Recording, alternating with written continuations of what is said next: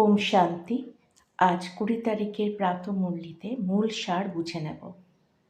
যখন আমরা মুরলি শুনি বা পড়ি তখন বুঝতে হবে যে এই মুরলি কিন্তু আজকের দিনে বলা নয়।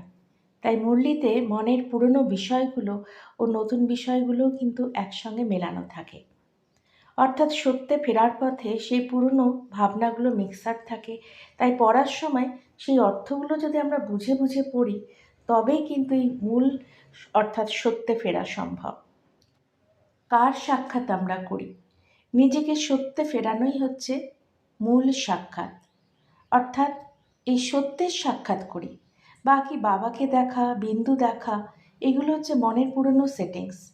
এখানে বেঁচে থেকে যথার্থ অর্থাৎ যেটি সঠিক সেটা বুঝলে বলা হবে বোধ। রাজযোগী সেই রহস্যকেই বোঝায়, যেখানে সত্য তার যেরকম অর্থ হওয়া উচিত সেটা বোঝা।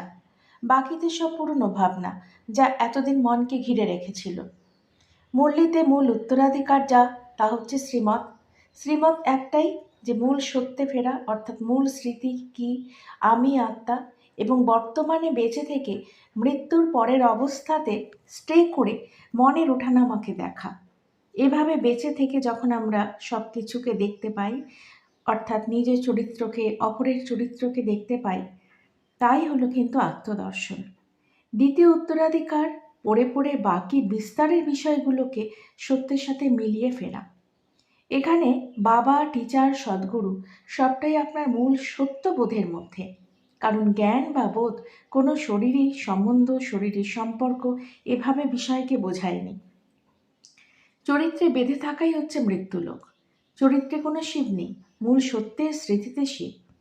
জ্ঞান পুরোটাই একজন মানুষের মধ্যে যখন জাগৃতি আনে তখন পুরনো জমানো মনের যে বোঝা তার থেকে মুক্ত করে। এই জন্য উদাহরণ হিসেবে বলা যায় যে সবাই গাড়ির মধ্যে আমরা লেখা দেখি উত্তরণের পথে, কিন্তু তার অর্থ হচ্ছে মৃত্যুর পরে। কিন্তু জ্ঞান বা বোধ হচ্ছে মৃত্যু। কোন মৃত্যু? চরিত্রের মৃত্যু। তবে আমরা সেই উত্তরণের পথে ফিরতে পারি।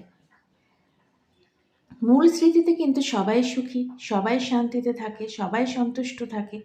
চরিত্রের মধ্যে ঢুকে যাওয়ার কারণে আজ সবাই অসুখী, দুঃখী। তাই সত্যির স্মৃতিতে ফেরাই চৈতন্য প্রাপ্ত করা, একেই গৃহে ফেরা বলা হয়েছে। প্রাচীন ভারত হলো বর্তমানের চেতনাবস্থা এবং এ কারণেই তাকে বিত্তশালী বলা হয়। এভাবে পড়ে পড়ে যখন প্রতিটি লাইনে যথার্থ অর্থ আমরা বুঝি তখনই তা স্মৃতিস্বরূপ, যা আজকের বরদান।